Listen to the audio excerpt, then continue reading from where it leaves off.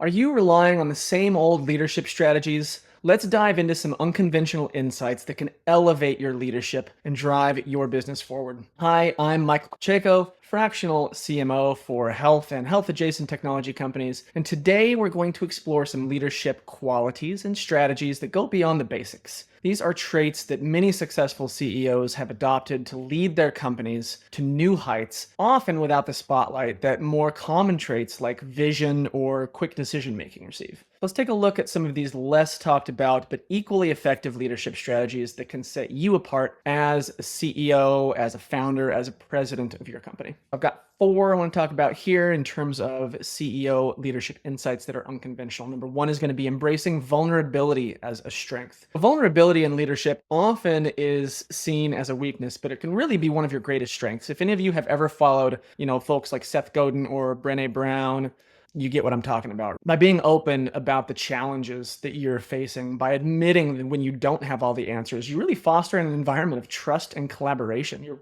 big time, especially on that trust. This openness encourages your team to share ideas, to take risks, knowing that failure is a part of the process. So Brené Brown, for instance, she's a researcher and an author. She's highlighted how vulnerability can lead to more authentic leadership and stronger teams. She's got 2 books out about it. Go check them out. I've read them both. They're great. Number 2, practicing radical candor. Radical candor is about giving direct and honest feedback while caring deeply for the person you're giving it to. It's a difficult one for a lot of people to master because you have to do it. The key is you have to do it without judgment. Any judgment at all, it has to come from a place of love. This balance of honesty and empathy can drive your team to higher performance levels without the fear of creating a toxic environment. Leaders who I have seen who have practiced radical candor and done it truly well, they don't shy away from difficult conversations, but they just approach them a little bit differently. They approach them with the intent to support growth and support development while also just being super duper honest. Kim Scott, who popularized this concept, has seen it transform teams by encouraging transparency and accountability. Number 3 is going to be the power of no in leadership. Saying no is really one of the most powerful tools in a CEO's arsenal. It's easy to get caught up in the excitement of new opportunities and shiny object syndrome and all of that, but great leaders know that focus is the key to success. By saying no to distractions, by saying no to anything that doesn't light you up, fire you up, excite you, you're protecting not only your time, but you're protecting your team's time. You're protecting your team's energy, allowing them to concentrate on what truly matters and not chase little stuff that's not going to move the needle, right? Steve Jobs was really known for this. He was known for his ruthless focus. He often turned down really good ideas at Apple and elsewhere to ensure that Apple only pursued the great ideas. Number 4, leading with humility. Humility is not often associated with CEOs, for better or worse, but it is a trait that can lead to sustained success. Humble leaders are willing to admit their mistakes. This goes back to the vulnerability idea. Humble leaders are willing to listen to others and give credit where credit's due. This approach really fosters a culture of learning, fosters a culture of continuous improvement, and it fosters a culture of trust and of believing, of faith. I've worked for people.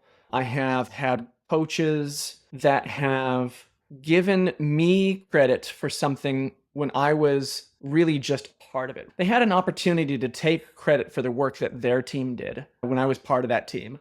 And instead of saying, hey, my team did this, we did this, they would point people out individually. Michael crushed it in this department. Tom crushed it in that department. Janet crushed it over here. And pointing people out as individuals and giving other people credit. It's a really amazing leadership tactic if you can do it well. It's so powerful. So Satya Nadella's leadership at Microsoft really kind of is another prime example, certainly a more famous one than the examples I just gave you, but a more prime example of how humility can transform a company's culture, leading to things like renewed innovation, renewed success. Satya Nadella is kind of known for his humble leadership. Let's talk about strategic planning tips. Number 1, incorporating vulnerability into strategic decisions. You don't want to be afraid to bring vulnerability into your strategic discussions.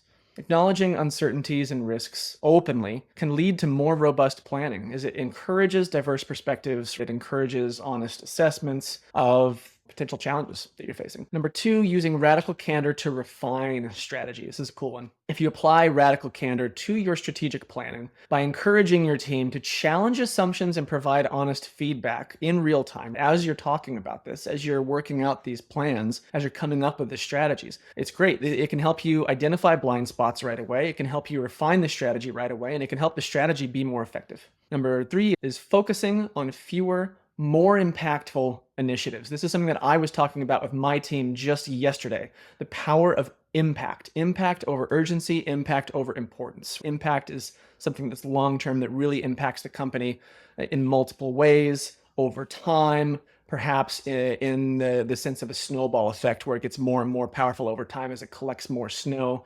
That ball becomes bigger and bigger. So instead of spreading your resources, focus on a few high impact initiatives, even if it's not going to pay off tomorrow. If you know that it's impactful, that the power of what you're working on today is going to pay back 10x, 100x, 500x in 1 to 5 years, focus on that. Say no to lesser priorities. Say no to the urgent stuff that doesn't matter as much. Say no to the things that are not going to move that big needle.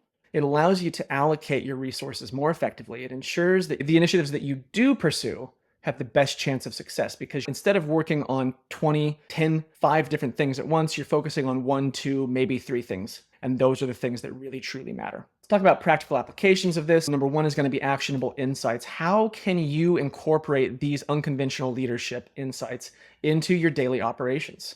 You can start by practicing radical candor in your feedback sessions. You can be more deliberate in saying no to anything that is considered a distraction, to anything that's not your big thing, anything that doesn't align with your strategic goals.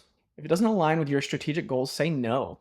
Embrace vulnerability in your leadership meetings and create a more open and innovative environment. And then do a CEO or president, founder self-assessment. Take a moment to assess how these traits show up in your leadership style. Are you being honest with your team about challenges? Do you focus on what truly matters? How comfortable are you with admitting when you don't have all the answers? These reflections can help you identify areas for growth and improvement in your leadership, and your leadership is ultimately going to be the most important. In conclusion, effective leadership really isn't just about having a clear vision or making smart decisions or making quick decisions. It's also about embracing vulnerability, about practicing radical candor. It's about knowing when to say no and leading with humility. These unconventional strategies can set you apart as a CEO and drive your business to greater heights. What I want you to do now is think about your current leadership approach. Are you being open and vulnerable with your team? Are you using radical candor to drive better results?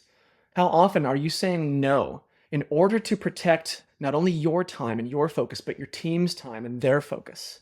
The point of these questions is to give you a chance to find opportunities in your current business plan and your current strategic goals where you might implement some of these things that we talked about today. If you're struggling with any of this, if you're struggling with incorporating these unconventional, less conventional leadership tactics into your own strategy, I'm here to help. Reach out to me and let's chat. I'll buy you 14 beers worth of my time at no cost to you. That's a half an hour on Zoom. I have nothing to sell you, and my only goal here is to provide you with actionable value that you can apply directly to your business. You can get at me on LinkedIn or by reaching out to me directly on my website. That's michaelpacheco.co. If you found this video helpful, please give it a like and let me know what was valuable for you in the comments. Don't forget to subscribe to the channel if you're watching this on YouTube. And if you're listening to this as a podcast, please give us a review on whatever platform it is that you're listening on.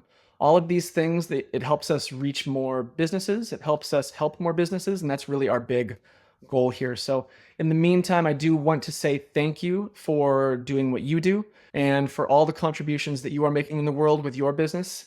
Thank you very much. As ever, I'm Michael Pacheco. Until next time, cheers.